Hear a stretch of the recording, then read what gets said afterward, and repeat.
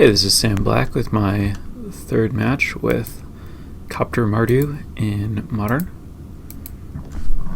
And I am on the draw again, and this hand has no black mana or black spells, and it has Lightning Bolt and a Soulfire Grandmaster as early plays, so, and then more powerful things to do later, so I think it's a fine keep. I have early interaction and then powerful stuff. I need to draw black mana at some point probably, but that's a future concern. And my opponent plays Wild Nicottle, so I could be looking at Burn or Death Shadow. And I'm going to bolt the Wild Nicottle. My opponent plays Goblin Guide, so clearly I'm looking at Burn. Goblin Guide gives me a swamp.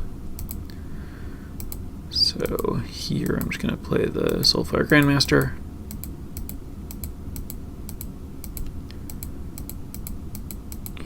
My opponent has Searing Blaze and Wild Nicottle. Gives me another land. So here I can either Inquisition and Thraben Inspector, chump blocking, or I can Lingering Souls, or I can Mentor. Lingering Souls, the plan is probably just to... I could double block the Goblin, or I could chump block both. If I double block the Goblin, I go to 10, and then I have a Lingering Souls in the graveyard. If I play the Mentor, I am probably planning to take the hit and go to 8, and then do something good on the following turn if my Mentor lives. But I don't... If I play the Lingering Souls, double block the Goblin, then on the following turn I can play a land, flashback Inquisition, flashback Lingering Souls, and play Thraben Inspector to stabilize against the Wild Nicottle. So I think that I actually played the Mentor here, and I think that's really bad. I think I should have just played Lingering Souls, and it's pretty clear. So I make a really bad play. My opponent attacks. I don't block because that's kind of the line that I'm committed to when I make this play. But now I'm at 8 against a burn deck with 3 cards, and that's just not a good spot to put myself in. And my opponent Lava Spikes me and plays Eidolon. I draw Inquisition.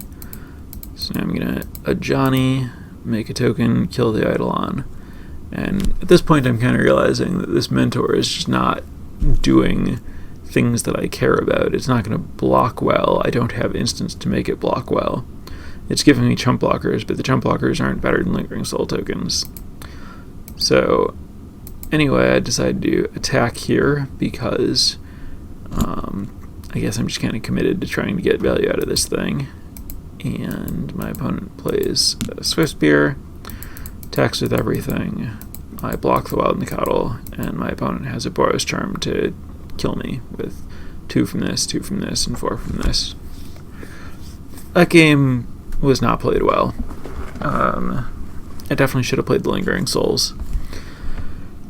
I'm not exactly sure. That was my opponent's whole hand, so I could think through what would be expected to happen there. I play the Lingering Souls. My opponent doesn't have removal, so I double block the Goblin Guide, kill it, take 3. I think that was putting me to 10. My opponent plays Eidolon. At that point, I probably have to Ajani the Eidolon since my other plays involve taking a ton of damage from it. So I kill the Eidolon. I go back up to 13. I have just Ajani in play. My opponent has just Wild Nicottle. My opponent plays Swiftspear. Swiftspear kills Ajani. Wild Nicottle puts me to 7. My opponent still has Boros Charm and Lava Spike, and then kills me with them.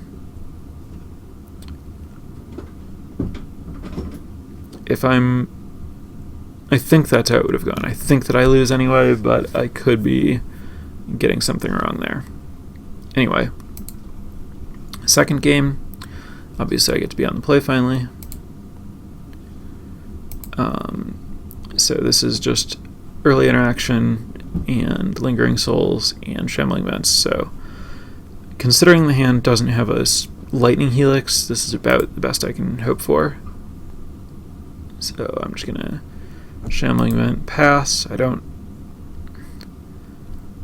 That was probably wrong. It's probably better to Inspiring Vantage so that I can path right away, and then next turn I can play Shambling Vent and have path up. There's not a lot of advantage to playing this and having double path up. Yeah, this is wrong. I should have played Inspiring Vantage on the first turn. My opponent plays Wild Nicottle, so I don't really get punished. I get slightly rewarded because I don't have to path the Nicottle on their turn to have double path up here. My opponent Lava Spikes me, and I'm just going to path both creatures. So now I'm at 17, and my opponent has a lot of lands, but that doesn't really do much for them. And I draw Helix, which is probably my best card in the matchup. Play Lingering Souls. My opponent doesn't have a follow-up creature. And I flashback Lingering Souls and hold up Lightning Helix. My opponent Boros Charms me. I obviously want to try to avoid playing Helix into Skullcrack or Atarka's Command if I can avoid it. But when my opponent attacks with Goblin Guide, I think that I want to kill the Goblin Guide, so as it turns out they have Skullcrack, that's fine. I get the Skullcrack out of the way, I deal with my opponent's threat, and now I'm free to try to gain life with the Shambling Vent. I draw another Shambling Vent, so try to cash in this first one, hit my opponent for 6 and go up to 11, play my other Shambling Vent, and my opponent can't win from there. That game was very straightforward. I drew exactly as many removal spells as my opponent had creatures, and it went well as a result. For the third game, I'm on the draw again.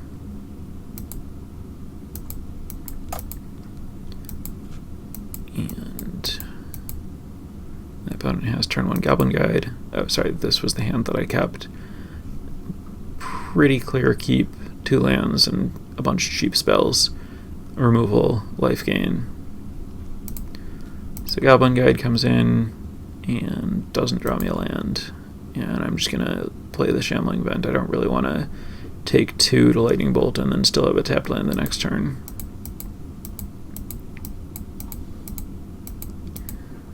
So my opponent spikes me and hits me with the Goblin. Also, getting hit by the Goblin more means getting more chances at getting a land for free, and this hand definitely wants more lands.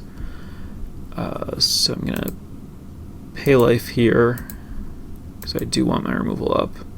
And I'm just going to path the Wild Nicottle. No, bolt the Wild Nicottle, sorry. That makes way more sense. Yeah, bolt the Wild Nicottle when my opponent doesn't have mana, so that I don't run into Atarka's Command issues or anything. And I want to wait on the Goblin Guide because I want to get that shot at a land. And so here, there's a question about which creature I want to kill. If I kill the Goblin Guide, it's unlikely that the Swift Spear, it's unlikely that my opponent's going to play more than 1 spell this turn. So the Swift Spear is going to hit me for 1 or 2. The Goblin Guide is definitely going to hit me for 2. But the Goblin Guide potentially gives me more lands in the future. I think that I'm low enough on life and high enough on business that it's most important to just try to take as little damage as possible. So I should path the Goblin. Especially after drawing the land here, meaning that I really don't need the extra cards from the Goblin. So I do path the Goblin after drawing land, and my opponent does have a Lightning Bolt, so I'm taking the same damage this turn. So the bad end of it, but that was the expected result. I was just giving myself the possibility of a better result where I have 1 more life. So here, I'm just going to play Lingering Souls because it spends all of my mana, and I don't have another play that spends all of my mana, and it lets me spend... Like, my problem here is that I'm choked on white mana, so this sets up being able to play a card for black mana so that I can play 2 spells the next turn.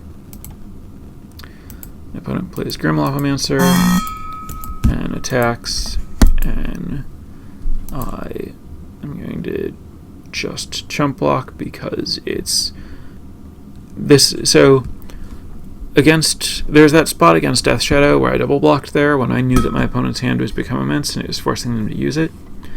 Here, it's so likely that my opponent has a burn spell that they want to send at me anyway. If I double block, they'll just do that and I'll lose a spirit and have nothing to show for it. So this is a spot where it's correct, I think, to just jump block rather than double blocking. I guess just pointing to, you really have to think through what's going on in the situation. There's not one play that's always right. I draw Marsh Flats, play Thraben Inspector and Lingering Souls, and get my tap land out of the way. I don't think that it's worth paying a life to get a Plains to be able to cast Thraben Inspector this turn, because that puts me dead to any 3 damage spell plus activating Grim Lavamancer, which is not a good spot to be in. My opponent has Searing Blaze, but didn't play a land this turn, just uses it as a removal spell to spend their mana. So I'm at 5, which means that I am in the spot where I'm dead to Bolt plus activation, but my opponent apparently doesn't have it. Here, I block like this because if my opponent does play one spell, this just kills one of them. And so I don't think there's any... I guess I could block with this and not the spirit, so that I'm not losing a spirit here unnecessarily if my opponent has... No, but if my opponent has nothing, I get to kill this. Yeah, so I block like this, which I think is right. And my opponent has another Searing Blaze to kill the spirit. Put me to 4, kill both my things. But now they have no hand. And I draw a Lightning Bolt. So this was a horrible spot for me on my opponent's previous turn. If they have basically any spell other than Searing Blaze, I'm dead to Searing Blaze plus Lavamancer, but they just had 2 Searing Blaze and they didn't draw a land. So now, or if they'd just drawn a land, I'd be dead to the other Searing Blaze, I think. Anyway, having drawn Lightning Bolt against a tapped out opponent, now I get to Soulfire Grandmaster and Lightning Bolt and go up to 7, and now I'm in really good shape. So I play Grandmaster, Bolt Lavamancer, because I don't want to deal with that killing my Grandmaster. And now I'm at 7. I can get a Plains, and I can play Thraben Inspector. And my opponent not drawing a spell obviously can't attack, because I just eat a Swift Spear and gain 2 life. The fact that they didn't attack, though, means that the coast is clear, so I can attack them. They can double block, but I get to kill one of them and gain 2 life. They do that, and that's fine. I just want to cash in on my life gain here. I don't have another burn spell, so it's not about to gain me more life. I just want to get a higher cushion against burn spells. I can play the Lingering Souls to make my opponent's creatures not effective, and then I can start gaining life with the Shambling Vent.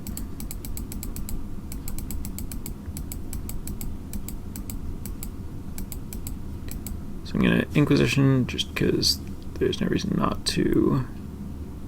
No, I'm not. Oh, no, sorry. I don't Inquisition. Sacrifice the Clue.